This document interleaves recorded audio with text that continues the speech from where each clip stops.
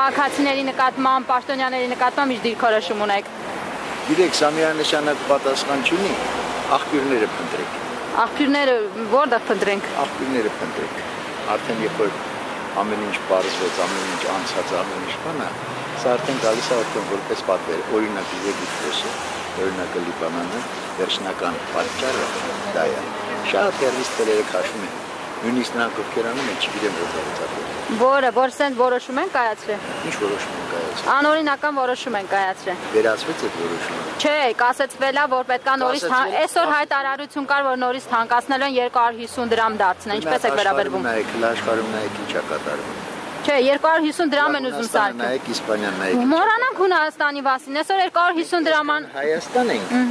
Ուզում ենք, որ այս ամեն ինչը լինի։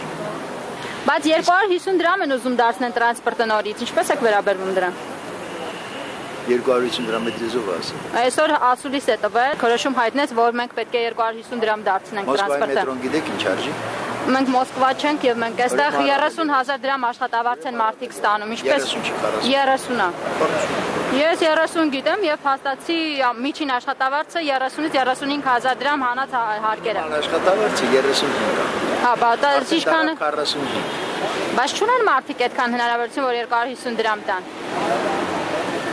Մոռանանք Եգիպտոս, Թուրքիա, չգիտեմ, Ադրբեջան։ Հա,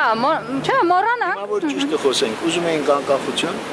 Կողմ դնենք դա, այսօր ունենք մենք այդքան հնարավորություն փող տանք։ Դե ուրեմն մեր հնարավորությունները ճիշտ գնահատելով, պետք է տանք 100 դրամ։ Հա, 100 դրամ տանք։ Պատճառները գտնենք որտեղ։ Իսկ այս որոշում կայացնողների նկատմամբ ինչ կասեք։ Պարոն Վարդազարյան, ներողություն։ Դուք միշտ խոսում եք Երևանցու կեցվածքի, Երևանցու բարդի ու բարդի այլ ուղիով կգնա։ Չէ, չի գնա, ես ընդհանրապես մի բան կասեմ։ Մարդու ընդունակությունը կանում է նրանով, որ եթե նա չի կարող գնահատի ինչ ունի, նա երբեք չի կարողանա գնահատի, այն նույնիսկ եթե հասնի ինչին ձգում։ Շնորհակալություն, շատ լավ էր ձեր ասածը։ Ես մի բան ասեմ, դուք անդադ խոսում եք վերոհիշյալի թվարկած բաների մասին, բայց մի բան, որը հատուկ է ոչ միայն Երևանցուն, այլ ցանկացած քաղաքակիրթ մարդուն, ես չեմ վատ զգում ոչ էլ բան, բայց անդադ այդ երևանյան կուլտուրայի մասին երբ որ խոսում եք,